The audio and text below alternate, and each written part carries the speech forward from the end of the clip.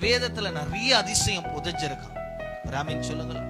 இத படிக்க படிக்க அவர் சொல்றாரு, இந்த வேதத்தினுடைய அதிசயங்களை காணும்படி என் கண்களை திறந்துடலாம். அல்லேலூயா. ஆண்டவர் சொல்ல, உன்னை அதிசயம் காண பண்ணுவேன். அல்லேலூயா. அப்ப அதனால்தான் யோபு சொல்றாரு, எண்ணி முடியாத அதிசயங்களை அவர் செய்கிறார். யாருக்கு செய்கிறார்? அவருடைய நாமத்தின் மேல் விசுவாசம் வைத்தவர். யார் கர்த்தருடைய சமூகத்துல முறுமுறுக்காத, சந்தேகப்படாத, யார் கர்த்தருடைய சமூகத்துல பயபக்தியோடு, யார் கர்த்தருடைய அண்டையில தேடி வராங்களோ, கர்த்தர் அவர்களுக்கு நிச்சயம் அதிசயம் செய்கிறார். ராமின் சொல்லுங்களேன். அல்லேலூயா, அல்லேலூயா. வசனம் சொல்லு, எந்த ஜாதி இடத்துல ஆண்டவர் உன் வீட்டுல செய்யற அதிசயம் எந்த வீட்லயும் அப்படி ஒரு அதிசயத்தை செய்ய மாட்டார்.